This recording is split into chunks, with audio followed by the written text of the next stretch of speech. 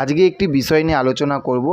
ব্যাপক বিষয়, একটা আনন্দ লাগা ব্যাপক বিষয়, অসাধারণ একটা বিষয় এবং ব্যাপক অসাধারণ ভালো লাগা কী বিষয়, তাই তো?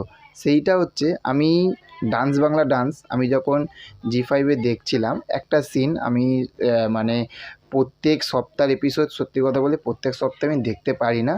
আমার যখন সময় হয় আমি তখন সেই এপিসোডগুলো পরপর দেখতে থাকি।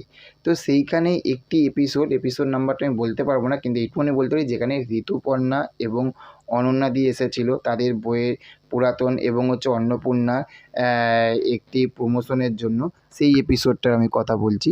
আমি এই এপিসোডটা আমি যখন দেখছিলাম আমি তখন একটা জিনিস ভাবছিলাম যে আমাদের এখনকার সময়ে আমাদের চোখে সবথেকে ভালো দেখতে, ভালো অভিনেতা এখনকার সময়ে আমাদের চোখে যার দেখার জন্য আমরা পাগল হয়ে যাই, সেটা হচ্ছে দেবজিৎ, অঙ্কুশ, সোহম এরা, ঠিক আছে, মিমো এরা।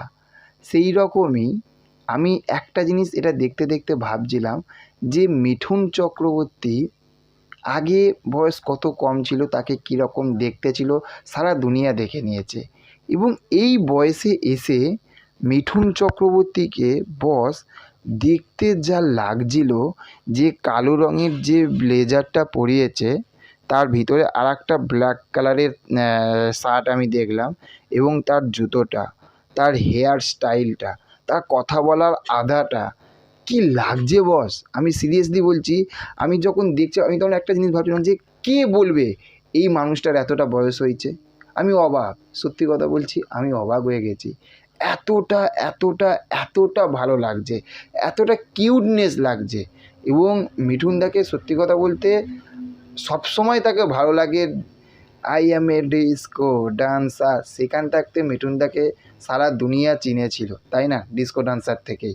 আর সেই ডিস্কো ডান্সার মিঠুনদা আজ প্রজাপতি, কাবুলিওয়ালা, সন্তান, ফৌজি, দিল্লি ফাইলস, কাশ্মীর ফাইলসের এই মিঠুনদা এখনও পর্যন্ত সে কিন্তু যখন স্ক্রিনে আসে সিরিয়াসলি মানুষের হাততালি দেয়, মানুষে তাকে রেসপেক্ট করে, এবং কি লাগছে, কি হ্যান্ডসাম লাগছে এই মানুষটিকে দেখে। বোঝা যায় যে এরা হচ্ছে রাঘব বোয়াল, বলে না যে রাঘব বোয়াল, এরা হচ্ছে সেই রাঘব বোয়াল।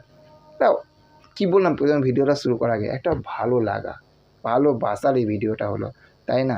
তোমাদের মিঠুনদা এই রকম নিউ লুকগুলো কেমন লাগে সেটা কমেন্ট করে জানাও।